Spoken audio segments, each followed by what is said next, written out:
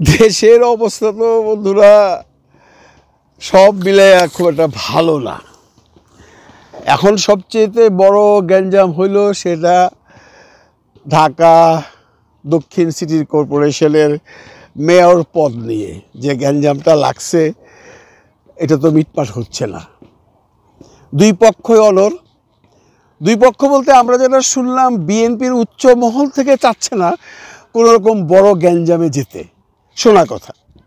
কারণ তারা একটা জিনিস ধরে নিয়েছে যে এই মেয়র পদের জন্য যদি আমরা এখন ফাইট করতে গিয়ে বিভিন্ন রকম মিছিল করি বা ওখানে যদি পুলিশের সাথে কোনো রকম সংঘর্ষ হয়, সেটা আমাদের দলের জন্য ভালো হবে না। মঙ্গলবার ছিল লাস্ট ডেট। বিএনপি বলেছিল বা ইশরাক তার দলবল বলেছিল যে মঙ্গলবারে তারা যমুনা ঘেরাও করবে। আমার মনে হয় যমুনা ঘেরাও করতে গেলে যে পরিবেশ পরিস্থিতির সৃষ্টি হবে সেটা সুখকর হবে না, কারো জন্যই না, না বিএনপির জন্য না সরকারের জন্য। দেখো, এখানে প্রশ্নটা অনেক ধরনের আছে। অনেকে অনেক ধরনের কথা বলছেন। কেউ বলছেন যে যদি তারা এই ইশরাককে এখানে মেয়র পদে নাই দেয়, যদি এটা সরকারের নিয়ম হয়ে থাকে বা সরকার যদি এই নীতিতে বিশ্বাস করে যে আগের যত নির্বাচন সব অবৈধ ছিল, সেটা বিএনপিও বলছে, আমরাও বলছি, সরকারও বলছে, তাহলে চিটাগংয়ের সেই ডাক্তার সাহেবকে কেন দেওয়া হলো? এখানে অনেকেরই আবার উত্তর দিয়েছেন এমনভাবে যে বাংলায় একটা প্রবাদ আছে না, যে চোর গেলে বুদ্ধি বাড়ে। বেসিক্যালি ওইটা যখন দিয়ে দিয়েছিল তখন তাদের বুদ্ধি হয়েছিল না, মানে এই সরকারের মাথায় সেটা ঢোকেনি যে ওকে যদি আমরা লিগাল করে দিই, ওকে যদি আমরা মেয়র বানিয়ে দিই, তাহলে এই প্রশ্নটা থেকেই যাবে যে তাহলে কি আপনারা সেই অবৈধ নির্বাচনকে বৈধতা দিচ্ছেন। এই প্রশ্নটা তখন তাদের মাথায় আসেনি, এখন এসছে। মানে চোর যাবার পর তাদের মাথায় বুদ্ধিটা এসছে। আমার মনে হয় এটাই। নইলে তাকে দেওয়া হলো কেন, ইশরাককে দেওয়া হবে না, এটা কিন্তু এই প্রশ্নটা সবার কাছেই থেকে যায়। আবার অনেকেই বলছেন ইশরাককে না দেওয়ার পিছনে বড় কারণ হলো যে ইশরাক যদি ঢাকা দক্ষিণের মেয়র হয়ে যায় তাহলে পুরো ঢাকা শহরটা তার কন্ট্রোলে চলে আসবে। এবং অনেকেই বলছেন এনসিপির অনেক নেতারা ঢাকায় ইলেকশন করতে চায়। ইশরাকের সাথে ফিনান্সিয়ালি হোক, শক্তি বলে হোক, যেভাবেই হোক পারবে না, কারণ মেয়রের একটা বিরাট ক্ষমতা থাকে। তাছাড়া ইশরাক ঢাকার স্থানীয় একজন সন্তান। কিন্তু এখানে আবার অন্য গ্রুপ বলছেন যে ভাই, এনসিপির যত বড় বড় নেতারা আছেন যাদেরকে আমরা চিনি, সেটা হাসান আবদুল্লাহ হোক আর নাহিদ ইসলাম হোক বা সার্জিস আলম হোক, ওরা কেউ তো ঢাকা থেকে ইলেকশন করবে না। তাহলে এই প্রশ্নটা তো অবান্তর হয়ে গেল যে ইশরাককে দেওয়া হবে না, যাতে ওরা ইলেকশনের সময় ইশরাক কোনো রকম ইনফ্লুয়েন্স খাটিয়ে এই এনসিপির ছেলেপেলেদেরকে ফেল করাবে। এই কথাটা সত্য নয়। আবার অনেকেই বলছেন যে সরকার আসলে বিএনপির শক্তি পরীক্ষা করছে। সরকার দেখতে চায় বিএনপি কতটুকু পাওয়ারফুল। সরকার দেখতে চায় বিএনপি আন্দোলন করে কি কি আদায় করতে পারে। ওদের শক্তিটা একটু দেখতে হবে না? ওদের শক্তিটা দেখবার জন্য সরকার এই গেমটা খেলছে যে বিএনপিকে খেপিয়ে দিই, দেখি বিএনপি কী করে। বিএনপি কি সেই হাজার হাজার লাখ লাখ বিএনপির কর্মীদেরকে নিয়ে রাস্তায় নামতে পারবে, যমুনা দখল করতে পারবে, ঢাকা শহরকে অচল করে দিতে পারবে? যদি পারে তাহলে আমরা এক লাইনে যাব। আর যদি দেখি না ওদের এই ধরনের কোনো ক্ষমতাই নেই, খুব বেশি হলে 2-4 হাজার লোক জোগাড় করেছে, এরপরে আর কেউ আসেনি, তাহলে আমরা বুঝে নেব যে বিএনপি আসলে মুখেই শুধু বলে, বিএনপির কোনো ক্ষমতা নেই। এটাও হতে পারে, আবার এটা নাও হতে পারে। আবার এটাও হতে পারে যে অনেকেই বলছেন, অনেক নেটিজেনরা বলছেন যে চিটাগং পোর্টে তো এমন কোনো বড় কাজ টাজ নাকি হয় না, ওখানে কে হয়ে গেছে, ডাক্তার সাহেব হয়ে গেছে, তাদের কোনো ব্যাপার লাগে। ঢাকায় লেগে অনেক টাকা, ঢাকায় অনেক টাকা, এগুলো ইশরাক যদি পায় তাহলে সব লুটেপুটে খাবে, তারা কিছু পাবে না, সমস্ত কিছু লুটপাট হয়ে যাবে। এটাও মিথ্যে কথা। তাহলে আসল ঘটনাটা কি? আসল ঘটনাটা এত কিছু অ্যানালাইসিস করার পর আপনি যদি একটু ঠান্ডা মাথায় চিন্তা করেন, তাহলে আপনার মনেও একটা প্রশ্ন আসবে যে ভাই, যদি তুমি ঢাকায় দিতে না চাও চিটাগাংয়ে দিলে কেন? এই প্রশ্নটা কিন্তু সবার মনেই আছে, আমার মনেও ছিল।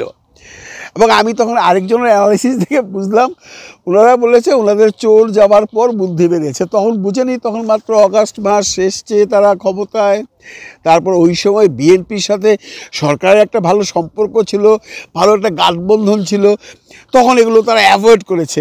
এখন তো বিএনপির সাথে সরকারের দূরত্ব বেড়েছে, বিএনপির সাথে এনসিপির দূরত্ব বেড়েছে।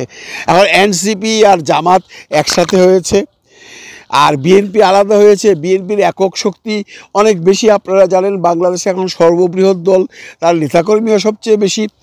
কিন্তু প্রশ্ন আসছে যে যদি এই আন্দোলন বা প্রতি আন্দোলন হয়, তাহলে এনসিপি একা তো কিছু পারবে না, এনসিপিকে জামাতের সাহায্য নিতে হবে। জামাত, এনসিপি এবং অন্যান্য ইসলামিক দল যেগুলো আছে সেগুলো সব এক হয়ে যাবে, এক হয়ে বিএনপির বিরুদ্ধে তারা মাঠে নামবে। তখন শুরু হবে আরেকটা যুদ্ধ। এই যুদ্ধটা কি সরকার দেখতে চায়? না, সরকার এই পর্যন্ত যেতে চায় না। তাহলে আসল ঘটনাটা কি? এটা কি শক্তির লড়াইয়ের পরীক্ষা, না এটা কি আসিফ মাহমুদ ভার্সেস ইশরাকের লড়াই? কারণ আপনারা জানেন আসিফ মাহমুদের কুশপুত্তলিকাতে জুতার বাড়ি দেওয়া হয়েছে। এর আগে আমরা দেখেছি মাহফুজের এগেস্টে বোতল দেওয়া হয়েছে, হাসনাতের এগেস্টে বাড়াবাড়ি হয়েছে। কিন্তু আসিফ মাহমুদ, সজীব ভুইয়া একটা পদে আছেন, তার কুশপুত্তলিকা পুরা হয়েছে এবং সে ওটা আবার নিজের ফেসবুকে স্ট্যাটাস দিয়ে ওখানে অনেক বড় একটা ক্ল্যারিফিকেশন দিয়েছেন। উনি আইন দেখাচ্ছেন, উনি আইনের বাধ্যবাধকতা দেখাচ্ছেন, কিন্তু এতে তো সমস্যার সমাধান হচ্ছে না। এখন বিএনপি কি করবে? বিএনপিকে ইশরাকের এই ক্ষমতার জন্য, এই পদটার জন্য মাঠে নামবে, নাকি বিএনপি এখন চুপচাপ থাকবে? যদি চুপচাপ থাকে, এখানে আরেকটা কথা থেকেই যায়, তাহলে মানুষ বলবে যে বিএনপি আসলে কিছুই করতে পারবে না, তারা শুধু বাতকিবাদ বলে। এখানে কিন্তু সেই কথাটা উঠে আসতে পারে। যদি এই কথাটা যারা বলছেন তাদেরকে আবার যারা কমেন্ট করেন, যারা কন্টেন্ট দেখেন, তারা লিখছেন যে আপনি তো মিয়া উস্কানি দিচ্ছেন। না, এটা উস্কানির ব্যাপার নয়। এগুলো যদি আপনি একজন দর্শক হিসাবে আপনি যদি পুরো দেশের সার্বিক পরিস্থিতিটা চিন্তা করেন, তাহলে আপনি নিজেও বুঝবেন যে সামান্য একটা পদের জন্য কেন বিএনপি এখন এত লড়াই করতে যাচ্ছে, বা এই পদটাকে না দেবার জন্য সরকার কেন এত বাড়াবাড়ি করছে। এই প্রশ্ন কিন্তু থেকেই যায়। এই পদটা দিয়ে দিলে কি হয়? এখন আসিফ মাহমুদ, সজীব ভুইয়া বলছে এখানে আইনের যে ব্যত্যয়ের ব্যাপার আছে, যে ওনার যদি এই মুহূর্তে ক্ষমতা নেয় তাহলে 15ই মে বা কত তারিখ পর্যন্ত, মানে আর কয়েকদিন পরে তার মেয়াদ শেষ হয়ে যায়। এটা কি সেই আইনে হবে যে সে 3 দিনের জন্য মেয়র হবে বা 7 দিনের জন্য মেয়র হবে? ইশরাক সাহেব অবশ্য বলেছেন আমি 1 দিনের জন্য হলেও আমি মেয়র হতে চাই। এটা আমি মনে করি এটা একটা কারণ, যে আপনি 1 ঘন্টার জন্য যদি হন, তবু তো আপনি বলতে পারবেন he was the mayor of Dhaka city corporation. আবার আইনে এটাও পরিষ্কার করা নেই যে এখন যেদিন সে শপথ নেবেন সেদিন থেকে 5 বছর হবেন কিনা। এই সমস্ত জটিলতা বুঝতে গেলে আমাদের মতো সাধারণ দর্শকের মাথা খারাপ হয়ে যায়। আমরা দেশে এখন অন্যান্য বিভিন্ন ঝামেলা নিয়ে আছি। আপনারা শুনেছেন আর্মির সাথে বৈঠক হচ্ছে, প্রধান উপদেষ্টার আজকে হয়েছে। কি হয়েছে আমরা এখনও জানি না। কেউ কেউ বলছে মার্শালও চলে আসলো। এই ধরনের কথা আমরা অনেক শুনেছি, অনেক ভিডিও করেছি। কিন্তু ভাই, আমরা সাধারণ মানুষ একটা জিনিসই বুঝি, আমরা কোনো অশান্তি চাই না, তাই নয় কি? আমরা একটা বিরাট আশায় বুক বাঁধিয়ে এসছিলাম এই নূতন সরকারের কাছে। ইউনূস সাহেব একটা সুন্দর নির্বাচন দেবেন, কিন্তু এই নির্বাচন দিতে গিয়ে সংস্কার, নির্বাচন, বিএনপি, জামাত, এনসিপি এগুলো নিয়ে যে লটর পটর শুরু হয়ে গেছে, এটার যে শেষ কোথায় গিয়ে দাঁড়াবে আমরা কেউ জানি না। অনেকে ইউনূস সাহেবকে দোষ দিচ্ছেন। আমি এখানে একটি কথাই বলতে চাই এবং শেষ কথা বলতে চাই, প্রফেসর ডক্টর মোহাম্মদ ইউনূস এখানে বসে থাকবার জন্য আসেননি। আপনাদের সবার জ্ঞাতার্থে জানাচ্ছি, উনি ইলেকশন দিয়ে দিবেন এবং উনি ইলেকশন দিয়ে চলে যাবেন। কিন্তু প্রশ্ন থেকে যাবে, প্রথম কোন ইলেকশনটা হবে? গণপরিষদ ইলেকশন না জাতীয় ইলেকশন? ভালো থাকবেন সবাই, ভালো রাখবেন সবাইকে। খোদা হাফিজ।